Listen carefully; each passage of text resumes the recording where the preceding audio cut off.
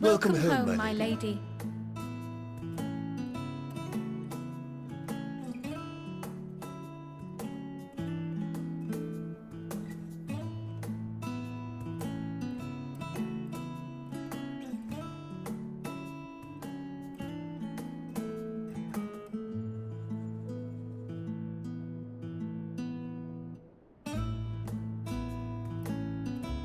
What? What are you gawping at?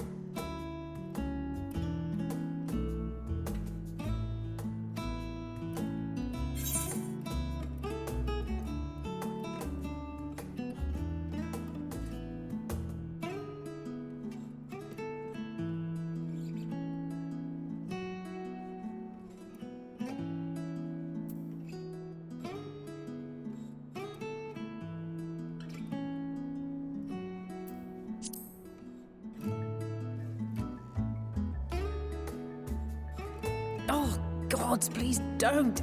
It makes me feel like a spoiled princess.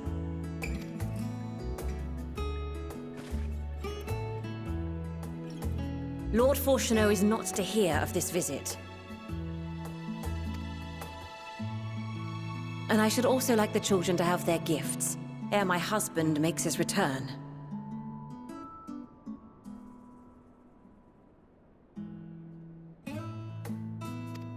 As you wish, my lady.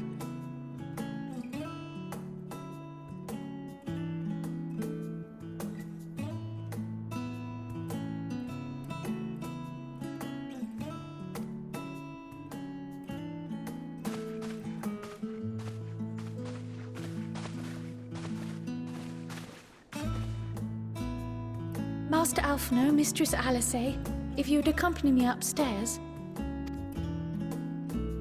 We shan't be long.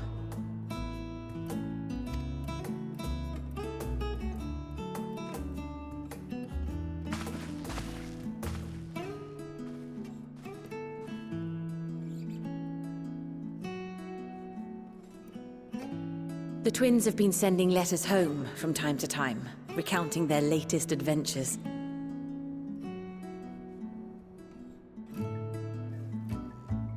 I am sure they withhold certain details, of course, if only to keep me from worrying.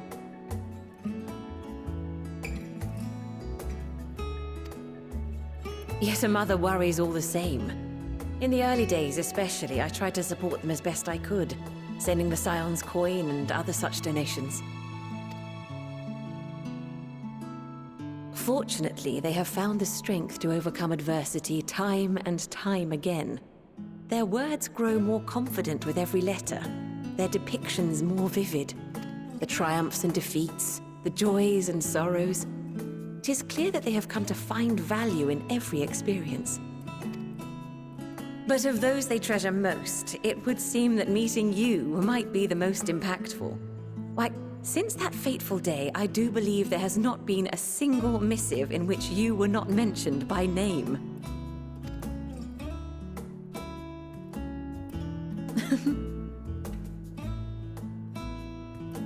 'Tis plain they care for you, and I am glad they have such a steadfast companion watching over them. Under normal circumstances, I would offer you tea, but alas, these are anything but. In any event, why don't you keep me company whilst we await my children's return? Perhaps you might regale me with a tale or two of your exploits.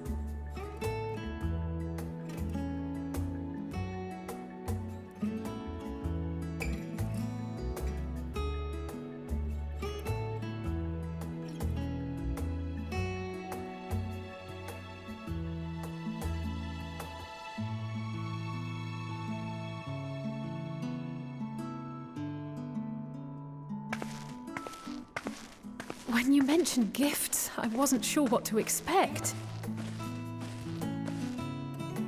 Mother,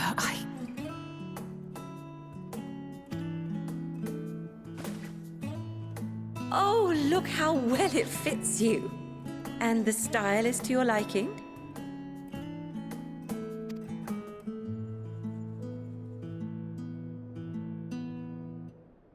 It's perfect.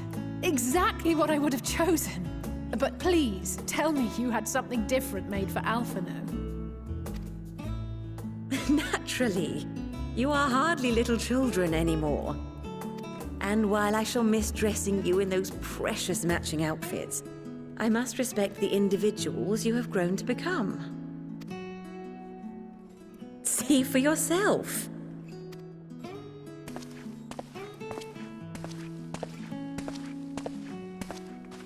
Thank you for the splendid clothes, Mother. Stylish, comfortable, and eminently practical. I am so glad you like them. They are, however, missing one final touch.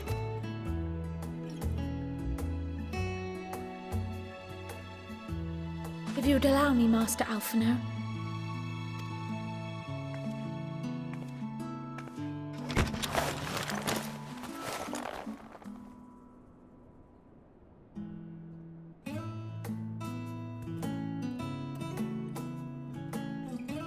Wait. Are these...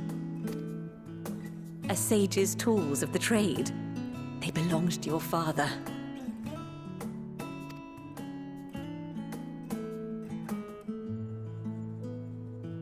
Though he may as well be chained to his desk these days, as a student he was often called upon to venture into the field. He wielded those armaments, both to heal and to harm in no few battles. None so fierce as those you two have braved, perhaps, but battles nonetheless.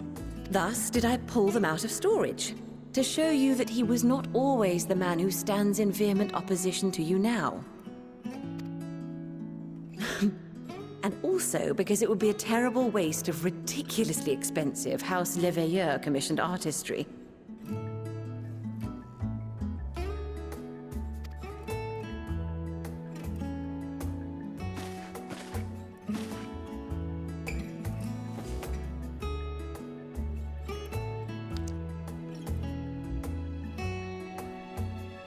I am told these devices are quite difficult to master, but someone of your extensive experience should soon have them darting about with grace and aplomb. May the wisdom in that crystal serve you well.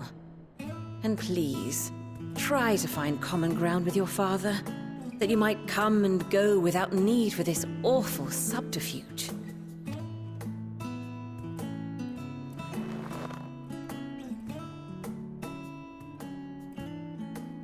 We will, Mother. I promise. My final gifts to you, before you run off, are an observation and a suggestion. Firstly, Fortuno has ever been a serious man, but it was only after you were born that he truly lost himself in his work. I may not know the Forum's inner workings, but I know your father's. The timing of that change in him holds some significance. Secondly, do not seek to best your father with words. Far better that you simply show him. Let him discover the merit of your actions, after they cannot be undone.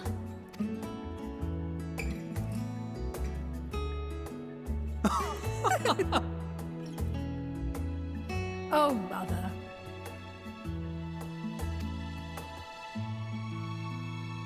We shall take your wisdom to heart. Thank you again for these gifts, and farewell for...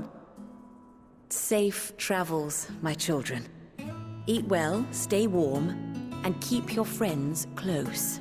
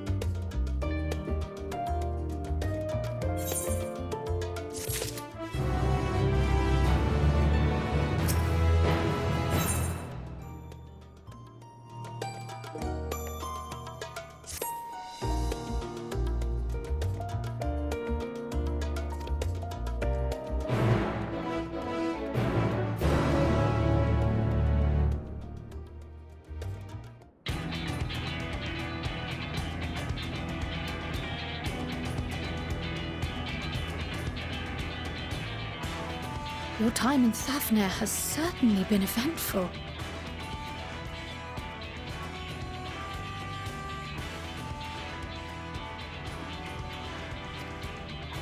In my opinion, carrying out Vitra's request and assaulting the Tower of Zot should be our highest priority.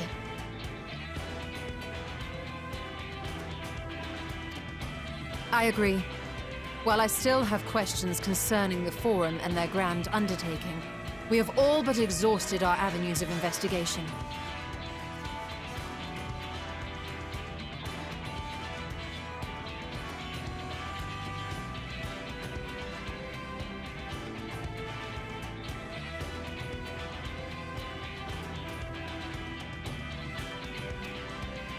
Simply pressing them any harder on the subject will almost certainly result in our expulsion.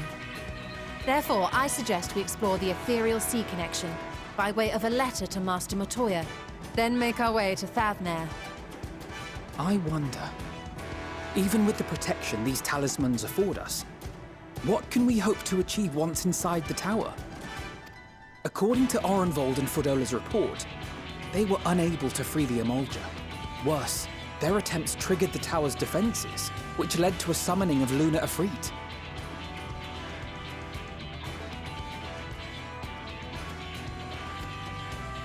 What does it tell us that the Spires even have such defenses?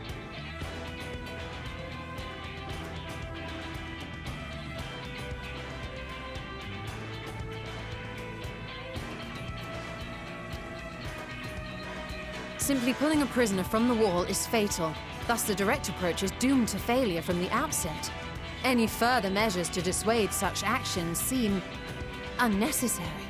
Unless, of course, there is a way to free the prisoners without killing them.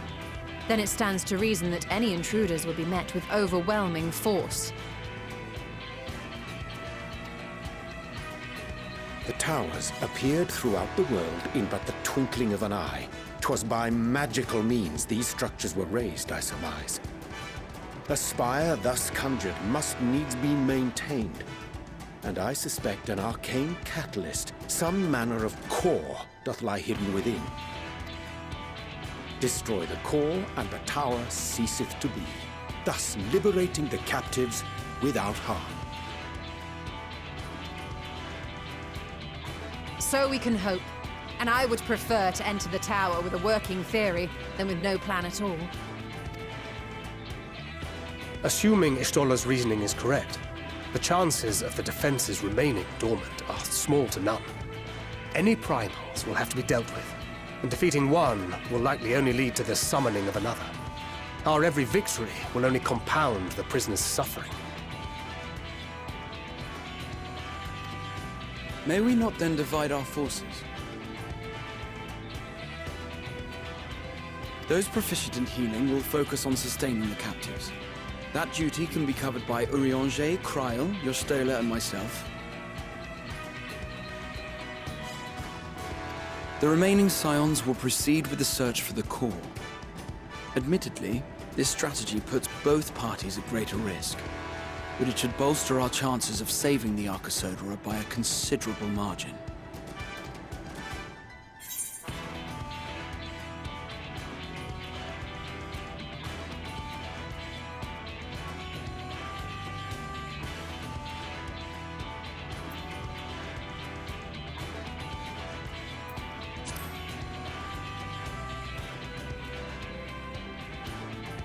If you're to fight primals, then you'd best have at least one healer with you.